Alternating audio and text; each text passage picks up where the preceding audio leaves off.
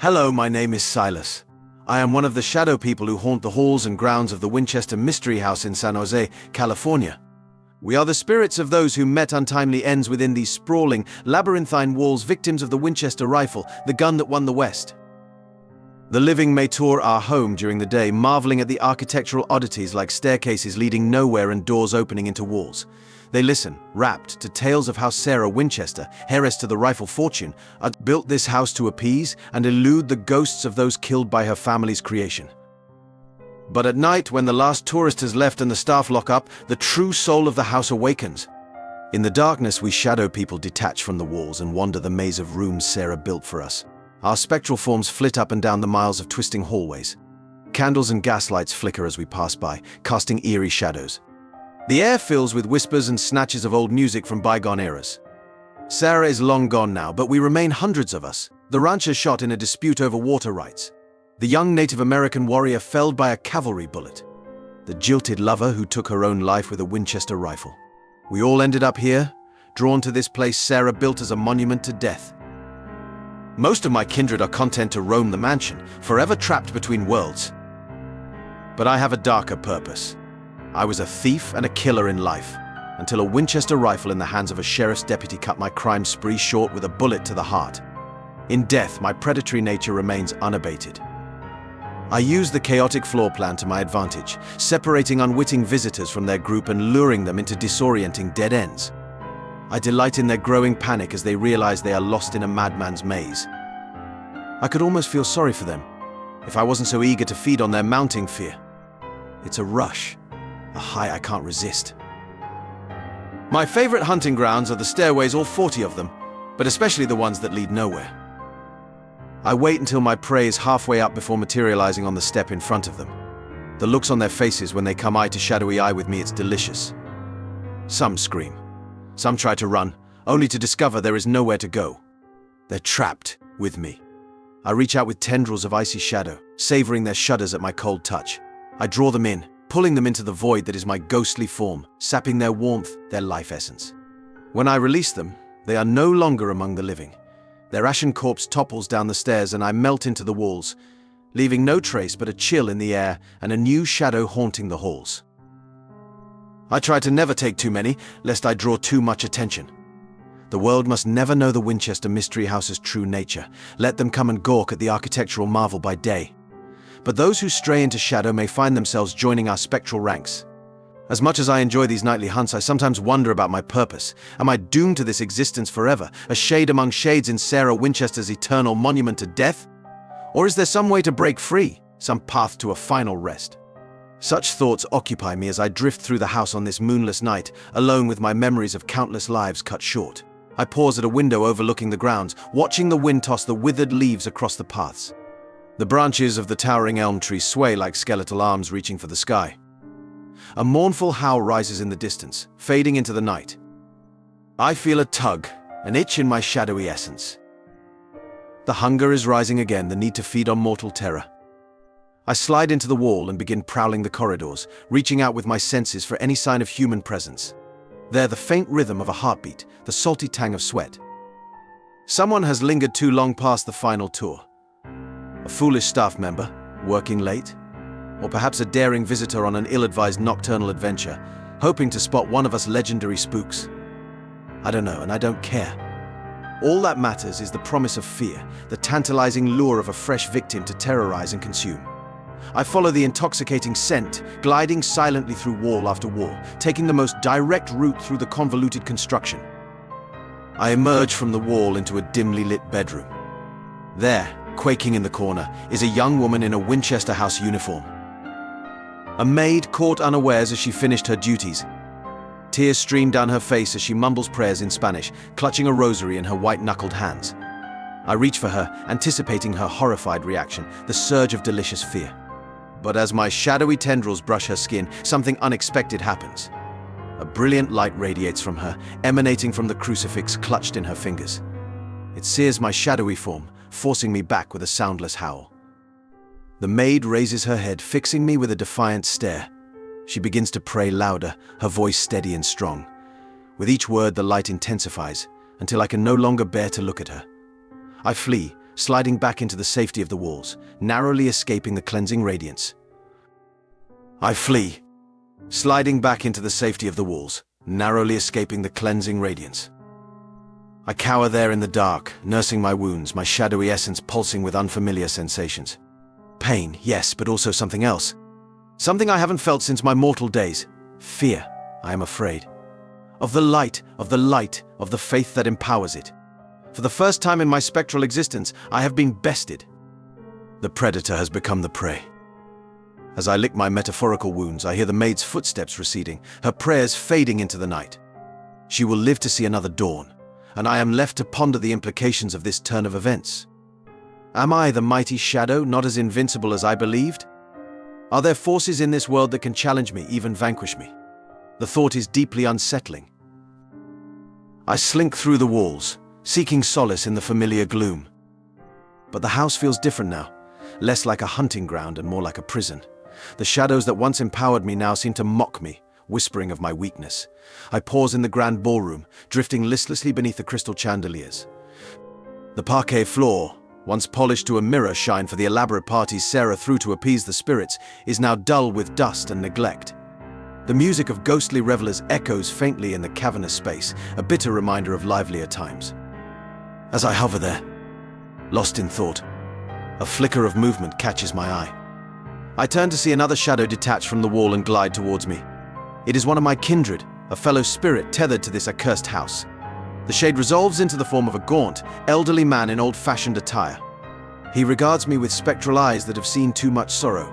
I recognize him as William Winchester, Sarah's husband, taken by tuberculosis decades before her fateful meeting with the medium who set her on this path of endless construction.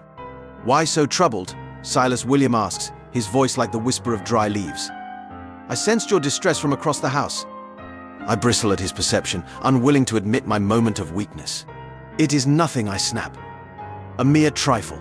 "I am fine," William shakes his head, a sad smile playing over his ghostly features. "You forget, I know you too well. We are bound by more than these walls. We are kindred spirits, you and I, cut down in our prime by the same cruel hand of fate. The Winchester rifle giveth, and the Winchester rifle taketh away." I say nothing, but I can't hide the shudder that ripples through my shadowy form at the mention of the weapon that ended my mortal life. William notices, and his smile turns sympathetic. "Ah, Silas.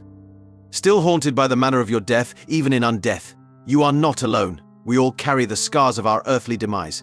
It is the curse of those who linger, unable to move on. I do not wish to move on," I snarl, my spectral voice echoing in the empty ballroom. "I am content as I am, feeding on the fear of the living. It sustains me as surely as mortal food once did." William sighs, a sound like wind whistling through a graveyard. "And yet you are troubled. I sense it in you, a growing unease. The incident with the maid has shaken you, I recoil, my shadowy form rippling with agitation.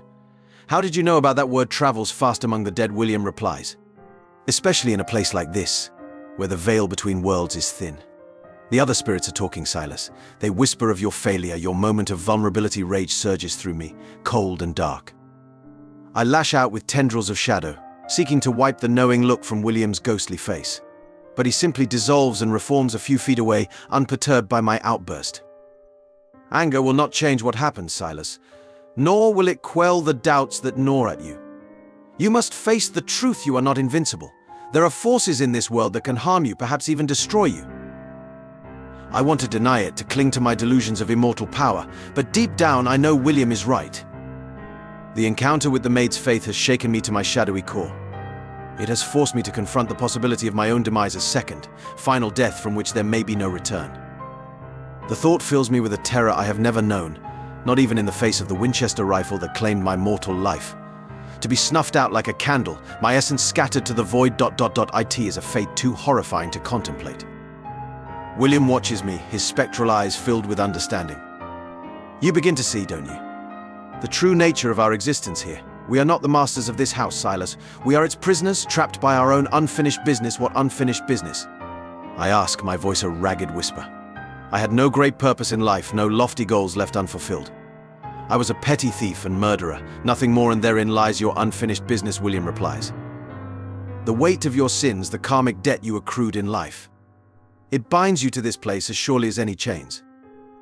I consider this, my shadowy form pulsing with agitation. Could it be true? Could my predatory existence here be not a dark gift, but a punishment? A purgatory of my own making? William seems to sense my thoughts. Sarah built this house as a penance, a way to atone for the blood shed by the Winchester rifle. But it was not enough. The spirits of the slain still linger, crying out for justice.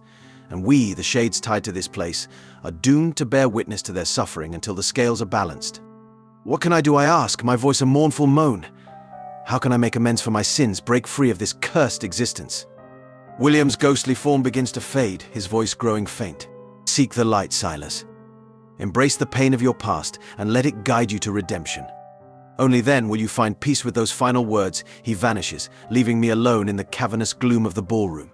I drift there, lost in thought, as the weight of his revelation settles over me like a burial shroud. Seek the light. The very idea fills me with dread. The light is anathema to a creature of shadow like me. It burns, it sears, it banishes the comforting darkness in which I cloak myself. And yet, something in William's words resonates deep within me. A flicker of longing, buried beneath centuries of ghostly malice, a yearning for release, for the peace that has eluded me in death as it did in life. I think of the maid, of the blazing faith that protected her from my predations. Could such faith also be my salvation? Could embracing the light, painful as it may be, purge the darkness that binds me to this haunted place? I do not know. But for the first time in my long, dark existence, I feel a glimmer of hope. A chance, however slim, of breaking free from the cycle of terror and torment that has defined my afterlife. I gather my shadowy form, steeling myself for what is to come. Then, with a trepidation I have never known, I begin to glide through the walls, seeking the source of the maid's radiant faith. I find her in the chapel, a small, serene space Sarah had built for her own spiritual solace. The maid kneels before the altar, her head bowed in prayer, the crucifix still clutched in her hands. The light of her faith fills the room, a palpable presence that presses against my shadowy essence like a physical force. I hover at the threshold, fighting the urge to flee back into the comforting gloom of the house. The light sears me, sending ripples of agony through my spectral form.